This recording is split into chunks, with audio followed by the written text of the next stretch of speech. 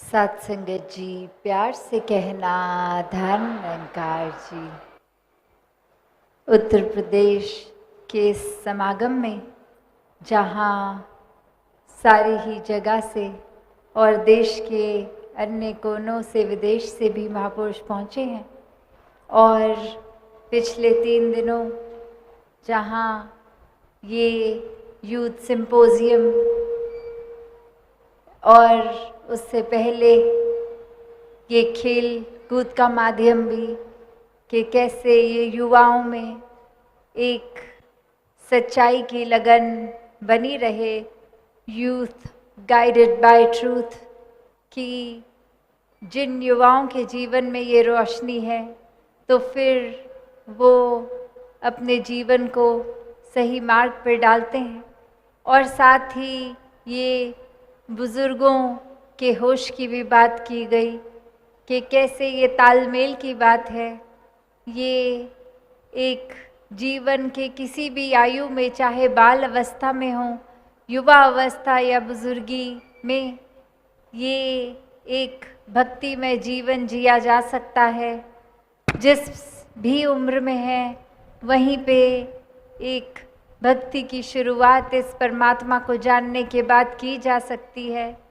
इतिहास में भी ये बहुत उदाहरण देखने को मिले जहाँ जिन्होंने वाकई ही वो जिज्ञासा से एक प्रेम अनुसार ये परमात्मा से ये दर्शन करके प्रेमा भक्ति का रास्ता लिया, वो वाकई ही फिर अपने जीवन में हर परिस्थिति में शुक्राना भाव रखते हैं। वो सिर्फ़ और सिर्फ परमात्मा का नाम इसलिए ही लेते हैं क्योंकि परमात्मा से प्यार है, ना कि इसलिए कि कोई भय के कारण कि परमात्मा कुछ छीन लेगा या फिर परमात्मा कोई कष्ट दे देगा। नहीं, ये तो मीराबाई का एक जिक्र लें या कोई भी भक्त का, ये प्रेम में झूमती रूह इसलिए ही कि परमात्मा हिस्से आ गया। और अब किसी भी स्थान पे हों, कहीं भी कुछ भी करते समय ये परमात्मा का एहसास ही इस रूह को फिर ये भजन भी गवा रहा है, एक नृत्य भी करवा रहा है, ये कविताएं भी लिखवा रहा है। तो एक ये परमात्मा के प्रति प्यार, ये निराकार के प्रति प्यार ही है जो वाकई ही प्रेमा भक्ति का सार के एक लगन रहकर एकमिक होके ये ओत प्रोत मामला। और फिर इसी भक्ति में जिन्होंने जीवन जिया, उनका जीवन वाकई ही संसार के लिए वरदान बन गया। और जिन्होंने इस सच्चाई, इस परमात्मा से अपना मुख मोड़ा, उनके हिस्से तो फिर कुछ भी नहीं आया। जीते जी भी सुख चैन अमन शांति से कोसों दूर रहे और ये मुक्ति की प्राप्ति भी नहीं। और यही संत चाहे आर्थिक अवस्था हो ठीक ना हो तो भी हर पल में शुक्राना करते गए, और जीते जी हर पल में परमात्मा का दिया एक शुक्राना भाव ही, उसके प्रति प्यार ही। तो ये निराकार से प्यार करने वाले वाकई ही भक्त हैं, और हर एक के जीवन में ये भक्ति प्यार में रची हुई एक हासिल हो सकती है। एक कहानी जो दासी को याद आ रही है कि कैसे एक बटरफ्लाई, एक तितली जो कि इतनी खूबसूरत और हर कोई उसकी प्रशंसा कर रहा है, और वहीं एक बिच्छू, एक स्कॉर्पियन, ये भी एक उसी प्रकार मुंह पे उस तितली को बहुत अच्छे शब्द बोल रहा है, प्रशंसा कर रहा है, तुम्हारे पंख इतने सुंदर। और जैसे ही वो तितली ने अपने पंख उसको और उड़ने के लिए फैलाए और उस बिच्छू के पास और नज़दीक आ गए वो पंख, और उस बिच्छू ने तो उसी पल अपनी असली एक जो स्वभाव है उसी के अनुसार उसको डस लिया। तो बात क्या हुई कि ये मुंह पे तो प्रशंसा उस बिच्छू ने भी की, पर कर्म रूप में उसने क्या किया। वाकई ही अगर ये तितली के प्रति ये एक जो सुंदरता का जिक्र हो रहा था या प्रशंसा हो रही थी, तो कर्म वो डसने वाले ना रहते। तो यहीं अब अगर हम भक्तों की बात फिर से जोड़ें तो यही सामने आता है कि संतन के मन रहत है सबके हित की बात, घट घट देखे अलग को पूछे जात ना पात। कि कैसे संतों ने हमेशा सबको एक साथ एक समान दर्जा दिया, सबका सत्कार किया, सबको साथ लेके आगे बढ़े, सबके जीवन में परमात्मा हो बस इसी प्रयास में अपने जीवन को भी लगा दिया। मुंह पे सिर्फ अच्छी बातें और पीठ पीछे जहर पहुंचाने का काम नहीं किया। तो जहाँ जो इंसान इस कहानी में जैसे वो बिच्छू वाले कर्म कर रहे हैं कि मुंह पर तो तारीफ और फिर मौका देखते ही दुख पहुंचाना, कष्ट देना, तो ऐसे इंसानों की तो भक्त श्रेणी में गिनती नहीं होती। चाहे दिखावे में तो सब दिखा देंगे कि हाँ हम तो परमात्मा में मानते हैं, हम तो सत्संग भी आते हैं, एक हमारे कर्म तो कितने सुंदर हैं, हम तो समाज में दान पुण्य का काम भी कर लेते हैं, एक वाहवाही हमारी बहुत है। तो ऐसा करना और साथ ही एक कर्म रूप में फिर छल कपट से किसी की धन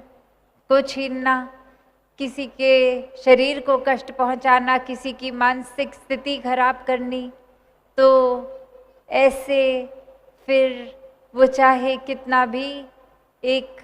अपने आप को इंसान धार्मिक श्रेणी में गिनवाए, पर असल में वो भक्त श्रेणी से तो बहुत ही दूर है। तो जीवन में अनेक उदाहरण हैं, इतिहास में भी आज भी, कि एक जीवन को कैसे जिया जा सकता है। तो ये चुनाव अब हमारा कि एक वरदान रूप, एक फरिश्ता रूप जीवन को भक्ति में जीकर जिया जाए, या फिर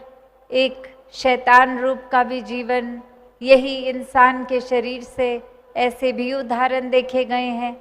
कि काया तो वही इंसान की, शक्ल आकार भी वैसा, पर ये एक नियत, एक जीवन में व्यवहार, एक इंसान की ये जो एक व्यवहार रूप कह ले, तो इसी में ये फरिश्ता और जानवर से भी बदतर शैतान रूप ऐसे दोनों जीवन पाए जाते हैं। तो संतों ने हमेशा कैसा जीवन जीना सिखाया, तो बहुत ही स्पष्ट हर कोई, जैसे आज भी सत्संग में वही बात करके गया कि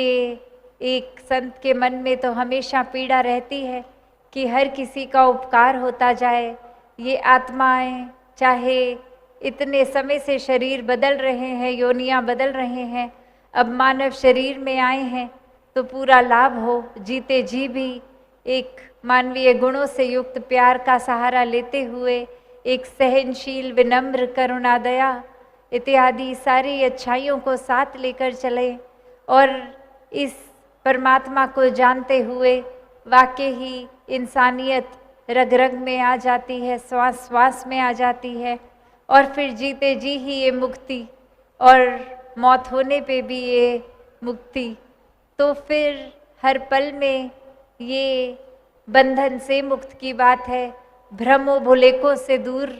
रहकर जीवन जिया जाता है। ऐसा ही भक्तों ने खुद भी जीकर सिखाया और संदेश भी दिया, और ऐसा ही जीवन हर किसी के हिस्से आ सकता है। तो जहाँ हमेशा निराकार को, परमात्मा को प्राथमिकता बनाकर जीने की सिखलाई ही मिली है भक्तों द्वारा, ऐसा ही जीवन हर किसी के हिस्से आए। सेवा, सुमिरन और सत्संग के भावों से युक्त एक मन को खाली करके, अभिमान में नहीं, दिखावा रूप नहीं, वाकई ही समर्पित भाव से संसार की सेवा हो, एक मन को दातार के साथ जोड़कर ये सिमरन रूप 24 घंटों का रहे और सत्संग में आने के लिए ये सत्य के साथ नाता, ये संत रूप सभी एक दूसरे को ये जो शिक्षाएं रूप मिलती हैं, तो इसके प्रति मन हमेशा एक आकर्षित रहे। तो संसार में जहाँ जीवन मिला है, एक घर परिवार इत्यादि समाज में रहते हुए भक्ति करनी है, समाज से घर से नाता तोड़ के नहीं, एक हर एक पल में अपने कर्तव्यों का पालन करते हुए, चाहे स्कूल कॉलेज कामकाज जैसे भी जीवन के पड़ाव में है, हर एक चीज़ को साथ देखते हुए कि ये भी परमात्मा ने ही दिया है, तो पूरा पूरा ख्याल वहाँ भी, और मन ये सारा काम करते हुए भी परमात्मा में ही लगा रहे। अगर ये लगन, तो वाकई ही सब बहुत सहज हो जाता है जीवन में। तो ऐसा ही जीवन हर किसी के हिस्से आए, ये ब्रह्म ज्ञान की दात से परमात्मा ये निराकार जीवन में हासिल करके फिर हर पल प्रेमा भक्ति करते हुए अपने जीवन को हर कोई जिए। सात संगत जी, धन निरंकार जी।